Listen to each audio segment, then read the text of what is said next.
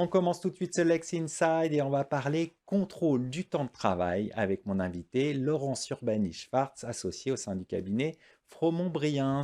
Laurence, bonjour. Bonjour Arnaud. Nous allons aborder un sujet particulièrement prégnant dans le monde du travail, le contrôle du temps de travail. Et c'est d'autant plus un sujet d'actualité avec aujourd'hui le télétravail et l'usage numérique des salariés.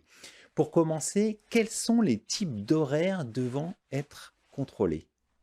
Alors aujourd'hui, en l'état du droit du travail français, quel que soit le type d'horaire de travail pratiqué par un salarié, il y a une obligation de contrôle et de décompte du temps de travail par l'employeur. La seule exception, c'est l'horaire collectif. L'horaire collectif, c'est un ensemble de salariés qui travaillent au sein d'une même équipe, d'un même département, d'un même atelier, et qui va travailler exactement sur le même schéma, sur le même type d'horaire. Par exemple, vous allez avoir un 8h, 12h en termes d'horaire, 14h, 17h. D'accord. Aussi simple que ça, c'est l'horaire collectif. Donc l'horaire collectif, il va être affiché sur le lieu de travail. Il a pu être communiqué à l'inspecteur du travail avant sa mise en œuvre et c'est une pratique qui perdure. Et D'accord. donc, c'est ce cadre-là qui permet de s'exonérer pour l'employeur. En revanche, par nature, tous les autres horaires de travail, tous les autres horaires individualisés, quel que soit le type d'aménagement de l'horaire de travail, de la durée du travail, va faire l'objet d'un décompte et d'un contrôle par l'employeur. Donc, on a vu justement les horaires types. Quels sont les moyens de contrôle du temps de travail à disposition de l'employeur? Alors, en matière de contrôle et de décompte du temps de travail, l'employeur va devoir décompter donc la durée du travail de façon quotidienne. Alors, par tout moyen, c'est-à-dire que on a un certain nombre de modalités qui peuvent être mises en œuvre.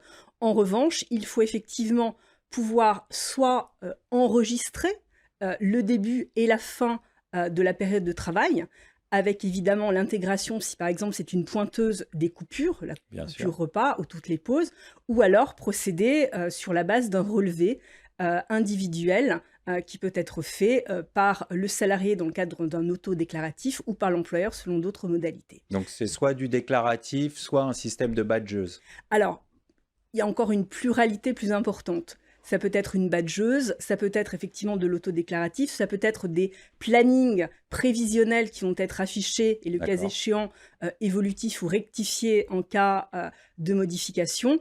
Vous avez aussi tout le panel du décompte informatique aujourd'hui de la durée du travail. Donc vous avez effectivement toutes ces modalités par rapport à un décompte quotidien qui doit être complété par un décompte hebdomadaire qui vient récapituler effectivement l'horaire réalisé par le salarié dans le cadre de sa semaine de travail. Vous pouvez avoir en complément un relevé mensuel lorsqu'il y a la réalisation d'heures supplémentaires D'accord. qui viendra s'annexer au bulletin de paye. Donc ça, c'est pour je dirais, la majorité des salariés. En revanche, pour certaines typologies d'aménagement de la durée du travail, telles que le cadre ou le salarié soumis à une convention de forfait individuel en jour, dans ce cadre-là, l'employeur a l'obligation de décompter la durée du travail par le biais d'un relevé qui va être un relevé plutôt annuel, qui D'accord. va récapituler toutes les journées, les demi-journées travaillées par son collaborateur. Alors, on a vu les moyens de contrôle à disposition de l'employeur. Attardons-nous maintenant sur les moyens de contrôle à disposition de l'administration du travail. Quels sont-ils? Alors, en cas de contrôle précisément, l'employeur est tenu de mettre à la disposition d'un inspecteur ou d'un contrôleur du travail eh bien, un certain nombre de documents qui sont les documents qu'on a évoqués tout à l'heure, c'est-à-dire par exemple les plannings, par exemple tous les relevés et les indicateurs de la durée et des horaires de travail. Donc il doit les tenir à la disposition de l'administration du travail pour que il puisse y avoir une sorte de relevé d'une comptabilisation Bien sûr. des horaires qui ont été réalisés pour les salariés, par les salariés. Alors, ces horaires, c'est important, ces décomptes, pardon, il y a une durée de conservation et de mise à disposition qui est de 1 an pour tous les horaires, on va dire, individualisés. D'accord, Il y a un vrai point de vigilance à ce sujet parce que la prescription en matière de salaire est triennale. d'accord, Donc, on recommande plutôt d'avoir un délai de conservation qui soit de 3 ans. bien En sûr. revanche, pour les salariés, par exemple, dans le cas du forfait annuel en jours, le relevé de journée, demi-journée travaillée doit être conservé pendant 3 ans. Alors voyons maintenant les sanctions en cas de contrôle abusif de l'employeur. Quelles sont les sanctions? Alors, le contrôle abusif, en fait, je l'appréhende comme un contrôle de la durée du travail qui, n'est pas, dans les règles et surtout, aujourd'hui, c'est un point de litige qui contrevient, on va dire, au, principe de licéité de la surveillance des salariés. Donc en fait, tout ce qui va être, abusif, ce sera, par exemple, des contrôles qui vont être, intrusifs. Par exemple, de compléter, la pointeuse, le badgeage, par, une prise, photographique de l'identité du salarié qui va badger, D'accord. de façon systématique parce qu'effectivement l'employeur peut, vouloir, lutter contre une pratique qui serait de badger pour autrui. Ce type effectivement, de modalité, de mécanisme, peut être jugé comme étant, clairement abusif. Alors maintenant, si on voit du côté du salarié, quelles sont les sanctions vis-à-vis d'un salarié qui serait négligent vis-à-vis des horaires de travail, qui arriverait plus tard ou en dehors des horaires définis? Oui. Alors, sur ce type effectivement, de comportement, souvent il est de 2 ordres. Vous avez, des salariés qui vont travailler plus ou qui vont effectivement, comme vous l'indiquez, travailler moins. La problématique, c'est que l'employeur doit être garant, de ce respect, effectivement, de l'horaire de travail. Donc si un salarié ne respecte pas ses horaires, que ce soit dans un sens plus, mais également dans un sens, négatif, eh bien, l'employeur, se doit de matérialiser quelque chose et il peut très clairement s'inscrire aussi sur le terrain disciplinaire.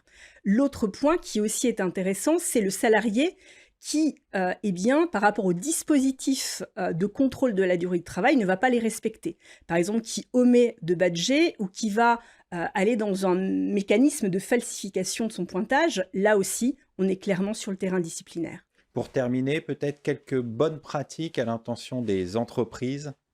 Alors aujourd'hui, comme vous l'avez indiqué en préambule, le télétravail est, une pratique qui est extrêmement, répandue encore aujourd'hui.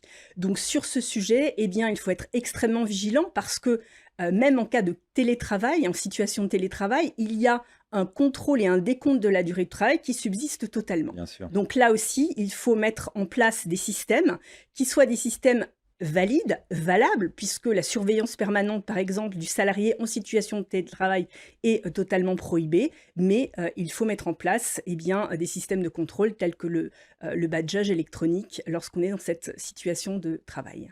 Alors aujourd'hui, en un mot, comment la jurisprudence évolue sur cette question? Alors, la jurisprudence, elle vient préciser 2 choses. Elle vient toujours préciser les grands principes. C'est-à-dire que le mécanisme de surveillance peut être autorisé à partir du moment où il va être pertinent et proportionné à l'objectif poursuivi. C'est D'accord. vraiment le créneau qui est effectivement tout le temps contrôlé, tout le temps présent dans ce type de problématique. Également, la jurisprudence va, venir nous dire que sur certains, systèmes de surveillance qui peuvent, prêter à discussion, eh bien, il faut que ce soit pour que, on puisse, l'utiliser, en tant qu'employeur, par exemple, alors qu'il peut y avoir une discussion sur la licéité, que ce soit le seul élément probant pour, eh bien, amener des éléments en termes de contrôle, de la durée du travail.